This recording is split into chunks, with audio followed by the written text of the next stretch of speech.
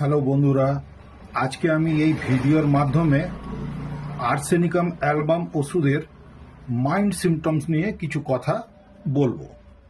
Mild সিমটমসের মধ্যে আর্সেনিকামের সবচেয়ে বড় যেটা হচ্ছে, এই রোগীর ক্ষেত্রে মৃত্যু ভয় থাকে। সর্বদাই রোগী মনে করে সে মারা যাবে। দ্বিতীয়ত, রোগী সবসময় বিষণ্ণ প্রকৃতির হয়। সারাদিন যেন কিছু একটা নিয়ে ভাবনা চিন্তা করে, সারাদিনই সে ভাবতে থাকে। বারবার এমনকি বিছানাতেও সে ছটপট করে। আত্মসম্মান জ্ঞান খুবই বেশি থাকে। আর্সেনিকের রোগী সারাক্ষণ খুব পরিষ্কার থাকতে ভালোবাসে।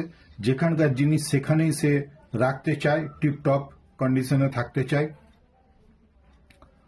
স্বার্থপর একটু হয়, উদাসীন হয়। স্বার্থপর থাকবে, একটু উদাসীন হবে। আর্সেনিকাম অ্যালবামের পেশেন্ট একটু উন্মাদ ধরনের হতে পারে, অস্থির অস্থির ভাব থাকবে, ভীতু হতে পারে, খুবই ভীতু হয় এবং চট করে কোনো কিছুর উপরে যেন রিয়াক্ট করতে চায় না, নিস্পন্দ হয়ে চুপ করে বসে থাকতে চায়। এইটি নতুন পুরনো যে কোনো রোগের ক্ষেত্রেই খুব ভালো কাজ করে এবং এর জ্বালা একটি খুব বড় সিমটমস থাকে, জ্বালা। এবং এই জ্বালাটি সারা দিনের মধ্যে মাঝখানে এবং রাতেরও মাঝখানে, অর্থাৎ মধ্য দিবা এবং মধ্যরাত্রি, এই দুটি সময়ে এদের বিভিন্ন ধরনের সিমটমসগুলি খুব বাড়ে।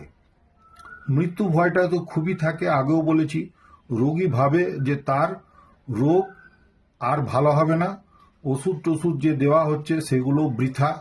এই ধরনের মানসিক রোগ লক্ষণগুলি যদি দেখতে পাওয়া যায়, তাহলে কিন্তু আমরা আর্সেনিকাম অ্যালবাম এই ওষুধটির কথা ভাববো। এবং এই ক্ষেত্রে 30 পাওয়ারের ওষুধটি যদি সারাদিনে 2 থেকে 3 ফোঁটা করে 3 বার করে দেওয়া যায়, অন্ততপক্ষে 7 দিন দিলে হয়তো ভালো রেজাল্ট পাওয়া যাবে। পরবর্তীকালে কোনো ডাক্তারের পরামর্শ নিয়ে এর যে আরো হাই পাওয়ারের ওষুধটি কিভাবে দেওয়া যেতে পারে সে সংক্রান্ত বিষয়ে পরামর্শ নিয়ে নেওয়াটি ভালো। আশা করি বন্ধুরা তোমাদের এই ভিডিওটি ভালো লাগলে একটি লাইক দিয়ে শেয়ার করে নিও। এই চ্যানেলটিকে শেয়ার করে বেল আইকনটি অন করে রাখবে। কমেন্ট সেকশনে এসে কমেন্ট দিতে পারো। এই বলে এই ভিডিওটি সমাপ্ত করছি। খুব ভালো থেকো, নিজের শরীরের প্রতি যত্ন নিও।